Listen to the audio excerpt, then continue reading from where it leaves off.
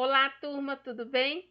Na nossa aula de ciências de hoje, nós vamos ver as atividades do PET 7 da segunda e terceira semanas.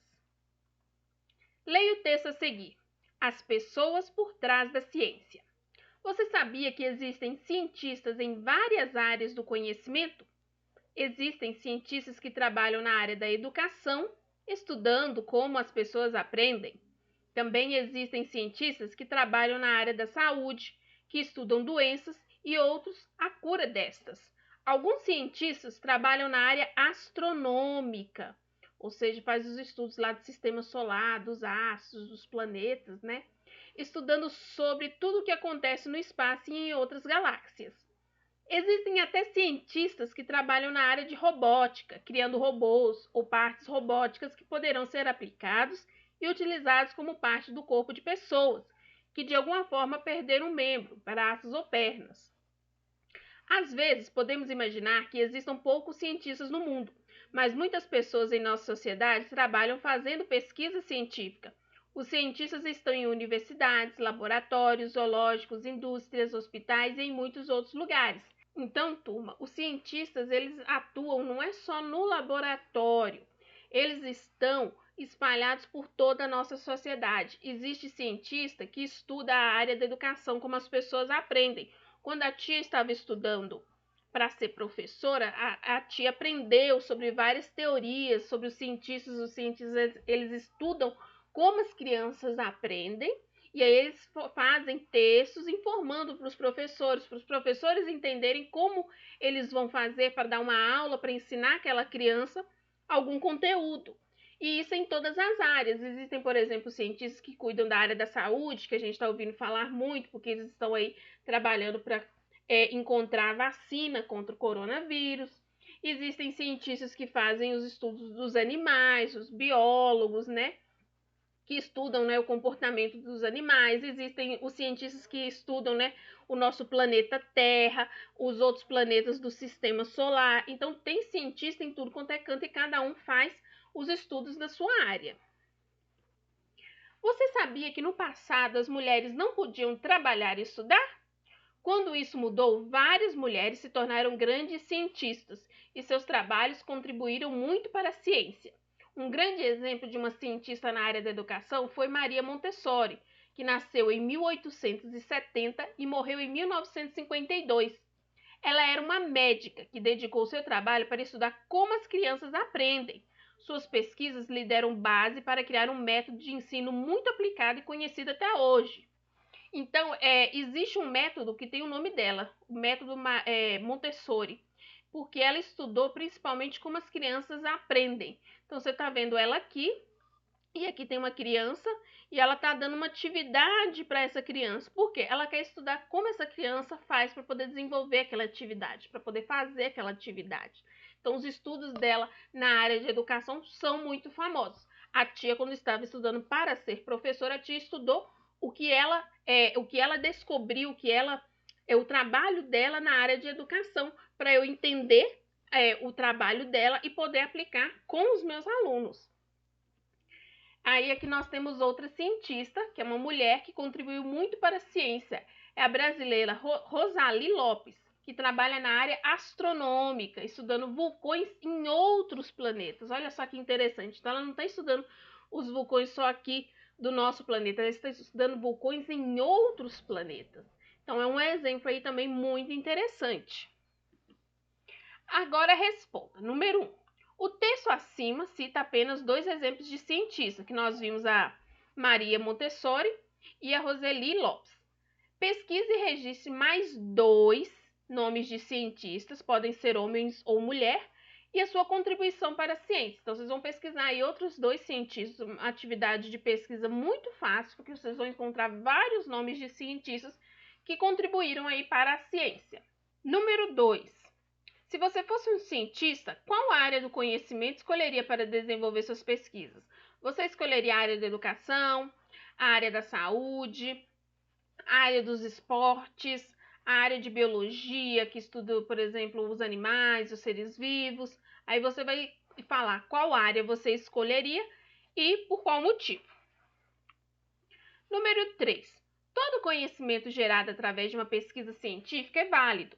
Este conhecimento pode ser aplicado diretamente ou apenas gerar mais conhecimento para a humanidade. Leia as frases e pense sobre os conhecimentos gerados. Frase 1. Um cientista estuda sobre a vida dos pássaros.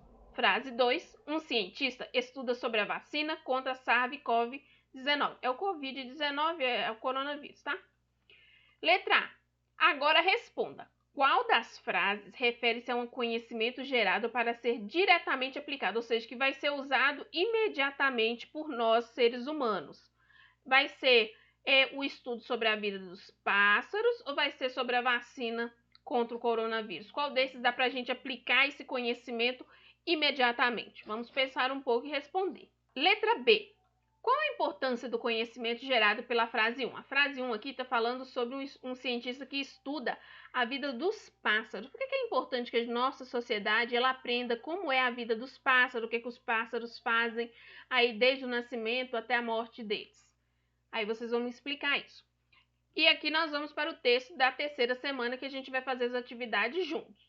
Leia o texto a seguir. Trabalho científico.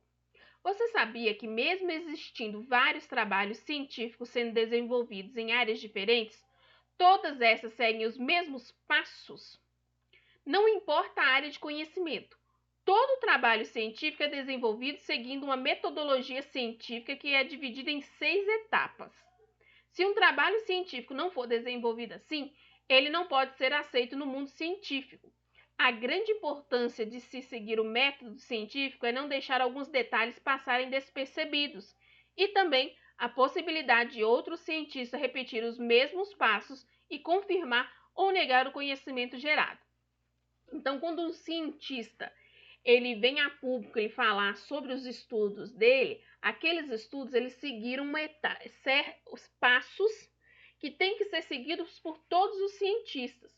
Não é só se você chegar assim, eu acho isso. Não, você tem que comprovar aquilo cientificamente. E aí é o que nós vamos ver agora. A primeira etapa de um trabalho científico é o início de tudo. A primeira coisa que um cientista faz é uma pergunta. Então, ele é movido por uma pergunta. Ele tem uma pergunta, ele tem uma dúvida ali. Então, vamos dar o exemplo aqui. É sobre a vida dos pássaros que nós vimos ali agora há pouco. Um pássaro, ele vive quanto tempo? Qual que é a média de anos que um pássaro vive? Essa pergunta pode ser sobre qualquer coisa que ele queira descobrir sobre determinado assunto. Com sua pergunta formulada, eles passam para a segunda etapa, que é elaborar uma provável resposta para ela. Então, eu acho que os pássaros vivem em média 10 anos. Estou aqui só falando um exemplo, né?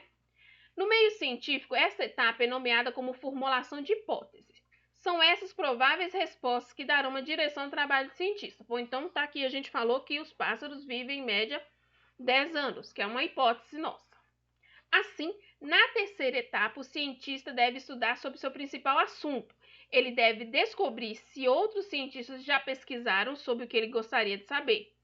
Caso isso já tenha sido estudado e respondido, o cientista muda sua pergunta e começa tudo novamente. Caso contrário, ele segue com sua pesquisa para a quarta etapa.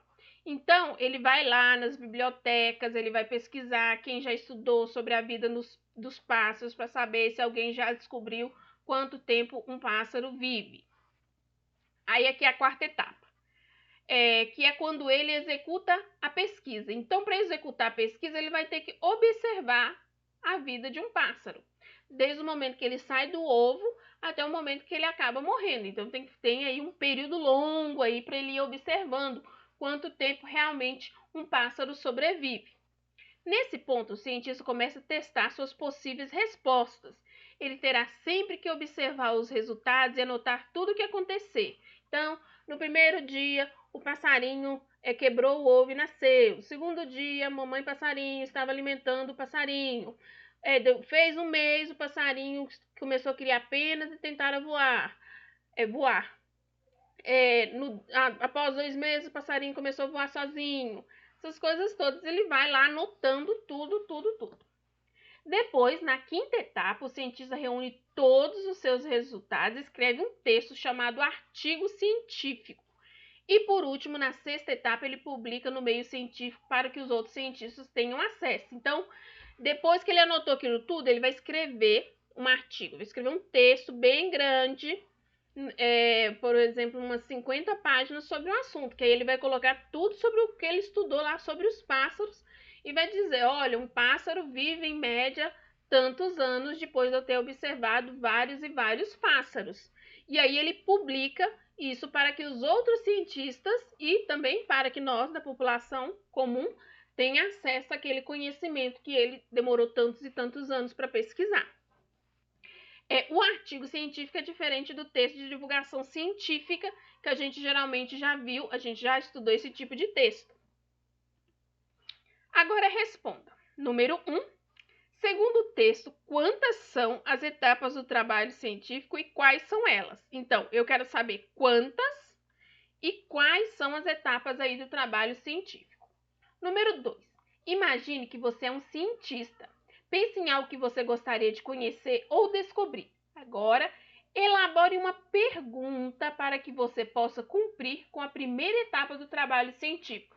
A gente não falou que a primeira etapa é uma pergunta? Que ele tem uma dúvida sobre alguma coisa e ele vai buscar formas de descobrir se aquilo é verdade ou não? Então, vocês vão pensar numa pergunta que vocês têm, assim, aquela curiosidade de saber. Número 3. De acordo com a sua resposta na questão acima, responda as seguintes perguntas. Letra A. Pense e registre quais seriam as prováveis respostas para a sua pergunta. Então, você imaginar que respostas responderia a pergunta que você fez na número 2. Letra B. Qual experimento você poderia fazer para responder a sua pergunta? Então, você tem uma pergunta.